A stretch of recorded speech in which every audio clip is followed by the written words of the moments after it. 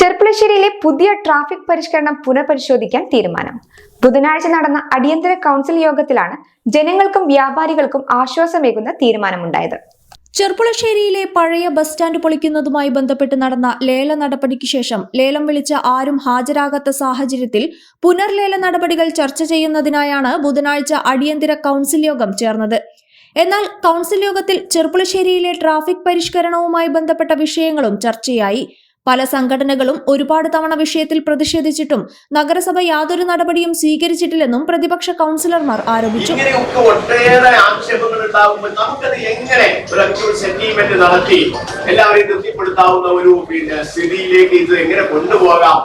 എന്നൊരു ആലോചനക്കും തീരുമാനത്തിനും ചർച്ചക്കും തയ്യാറാവാതെ ഇതൊക്കെ ഇങ്ങനെ ആർക്കും വളരെ കുഴപ്പമില്ല, ഇതിങ്ങനെ നടക്കുള്ളൂ എന്ന് പറഞ്ഞത് ബഹുമാനപ്പെട്ട വൈസ് ചെയർമാൻ അല്ലെങ്കിൽ ഭരണസമിതി ആരാണ് ഇതിന് ഉത്തരവാദപ്പെട്ടവരെങ്കിൽ, ആരാണ് ഇതിന് കടപ്പിടുത്തം പിടിക്കുന്നതെങ്കിൽ കടപ്പിടുത്തം പിടിക്കുന്നവർ ബന്ധപ്പെട്ട ഈ വിഷയത്തിൽ മാന്യമായ ഒരു സെറ്റിൽമെന്റിന്, ഒരു ചർച്ചയ്ക്ക് തയ്യാറായി. പലരുടെയും വിദ്യാർത്ഥികൾ ഒറ്റപ്പാലത്തും പെരിന്തൽമണ്ണയും പാലക്കാടും ഒക്കെ പഠിക്കുന്ന കുട്ടികളാണ്. അവർക്ക് രാവിലെ ഈ ബസ് സ്റ്റാൻഡിൽ എത്താനുള്ള ഒരു പ്രയാസം, ഞങ്ങളുടെയൊക്കെ നാട്ടിൽ നിന്ന് നല്ല പ്രയാസമുണ്ട്.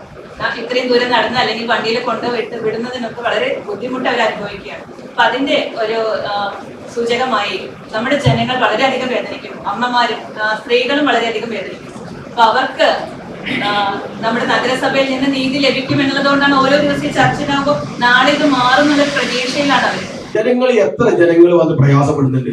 മഴക്കാലമാണ്. ആ സ്റ്റാൻഡിൽ നിന്ന് ഇവിടേക്ക് കടയിലേക്കും ഗവൺമെന്റ് ഹോസ്പിറ്റലിലും മുനിസിപ്പാലിറ്റി ജനങ്ങള് ആ ബസ് സ്റ്റാൻഡിൽ നിന്ന് ഏകദേശം 1 കിലോമീറ്ററോളം നടന്നിട്ടാണ് ഇങ്ങോട്ട് എത്തുന്നത്. എല്ലാവരും സാമ്പത്തികമായി വലിയ ഉന്നമനത്തിന് ഓട്ടോ വിളിച്ചോ അല്ലെങ്കിൽ സ്വന്തമായി കാറിലോ വണ്ടിയിലോ വരുന്ന ആളുകളല്ല. 75% പാവങ്ങളാണ് നമ്മുടെ നഗരസഭയിലുള്ളത്. ജനങ്ങളും വ്യാപാരികളും അനുഭവിക്കുന്ന ബുദ്ധിമുട്ടുകൾ ഒരു പ്രശ്നമേയല്ല എന്ന നഗരസഭയുടെ നിലപാട് ശരിയല്ല എന്ന് BJP കൗൺസിലർ പി ജയൻ പറഞ്ഞു. ധിക്കാര മനോഭാവത്തോടെ ജനങ്ങളോട് പെരുമാറിയാൽ ശക്തമായ സമരങ്ങളെ നേരിടേണ്ടി വരുമെന്ന് UDF കൗൺസിലർ പി സുബീഷ് മുന്നറിയിപ്പ് നൽകി. അവ കൃത്യമായി അടുക്കും ചിട്ടയുമില്ലാതെ തട്ടിക്കൂട്ട് ട്രാഫിക് റെഗുലേറ്ററി കമ്മിറ്റികൾ എടുത്ത തീരുമാനങ്ങൾ അത് ജനങ്ങൾക്ക് മേൽ അടിച്ചേൽപ്പിച്ചാൽ വരും ദിവസങ്ങളിൽ വീണ്ടും ശക്തമായ പ്രതിഷേധങ്ങൾ ഉണ്ടാവും. ധിക്കാര മനോഭാവത്തോടു കൂടി ഭരണസമിതിയുടെ നേതൃത്വത്തിലുള്ള ഈ രണ്ടഭിപ്രായം അതിന്റെ ദുരിതം അനുഭവിക്കാൻ ചെർപ്പുളശ്ശേരിയിലെ ജനങ്ങൾക്ക് അതിന്റെ ആവശ്യമില്ല എന്ന് സൂചിപ്പിച്ചുകൊണ്ട് ഇപ്പോൾ എടുത്ത തീരുമാനം പുനഃപരിശോധിക്കണം. എന്നാൽ നഗരത്തിലെ ട്രാഫിക് പരിഷ്കരണത്തിൽ മാറ്റങ്ങൾ വരുത്താൻ പരിമിതികളുണ്ട് എന്ന സത്യങ്ങൾ മറച്ചുവെച്ച് കൗൺസിൽ യോഗത്തിൽ ചർച്ച നടത്തുന്നത് തെറ്റാണെന്നും നഗരത്തിന്റെ ഉത്തരവാദിത്വത്തോടൊപ്പം നിൽക്കാതെ വിഷയം രാഷ്ട്രീയ പ്രേരിതമാക്കരുത് എന്നും മരാമത്തുകാര്യ സ്ഥിരം സമിതി അധ്യക്ഷൻ VP സമീജ് മറുപടി നൽകി. ജനങ്ങൾ വഴിയും വ്യാപാരികൾ വഴിയും നഗരസഭയിലേക്ക് ലഭിച്ച പരാതികളുടെ അടിസ്ഥാനത്തിൽ ഗതാഗത പരിഷ്കരണം പുനഃപരിശോധിക്കുമെന്നും അദ്ദേഹം പറഞ്ഞു.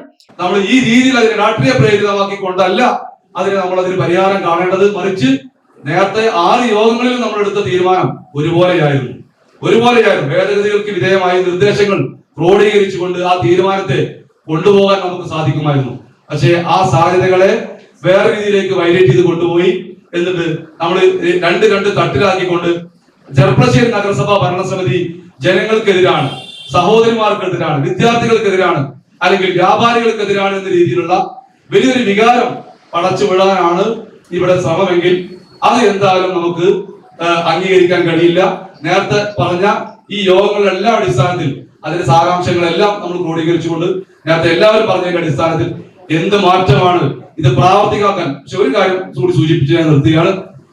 ഇവിടെ ഇരുന്ന് തീരുമാനിക്കുന്ന കാര്യങ്ങൾ അത് പ്രാവർത്തികമാക്കാനുള്ള ഉത്തരവാദിത്തം ഇവിടെ ചർച്ച ചെയ്ത ഓരോ ജനപ്രതിനിധികളും ഉണ്ട് എന്നുള്ള ധാരണ കൂടി ഇത് പ്രാവർത്തികമാക്കുമ്പോൾ ഒന്ന് ചെർപ്പുളശ്ശേരി ടൗണിൽ വന്ന് നിന്ന് എന്നിട്ട് ഇങ്ങനെയാണ് നമ്മൾ നടപ്പിലാക്കിയത്, നമ്മൾ ചർച്ച ചെയ്തത്. അതുകൊണ്ട് ബസ് സ്റ്റാൻഡ് പൊളിക്കുന്നതുമായി ബന്ധപ്പെട്ട പുനർലേല നടപടികൾ ഉടൻ നടപ്പിലാക്കാനും യോഗത്തിൽ തീരുമാനമായി.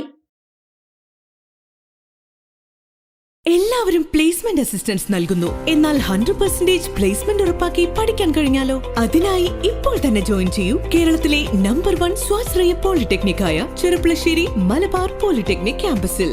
Artificial intelligence and machine learning, civil, mechanical, electrical and electronics എന്നീ ത്രിവത്സര എഞ്ചിനീയറിംഗ് ഡിപ്ലോമ കോഴ്സുകളും ദ്വിവർഷ ലാറ്ററൽ എൻട്രി കോഴ്സുകളും AICTEയുടെയും SPTEയുടെയും അംഗീകാരത്തോടെ നൽകപ്പെടുന്നു. Campus recruitment, job oriented industrial training, CAD കോഴ്സുകൾക്ക് പ്രത്യേക ട്രെയിനിംഗ്, സ്കിൽ ഡെവലപ്മെന്റ് പ്രോഗ്രാമുകൾ, വർക്ക്ഷോപ്പുകൾ, ടെക് ഫെസ്റ്റുകൾ, അത്യാധുനിക ലാബുകൾ, വിദഗ്ധരായ അധ്യാപകർ എന്നിവ ഞങ്ങളുടെ പ്രത്യേകതകളാണ്. ഇന്നു തന്നെ നിങ്ങളുടെ സീറ്റ് ഉറപ്പാക്കൂ. Malabar polytechnic campus, Cherpulassery.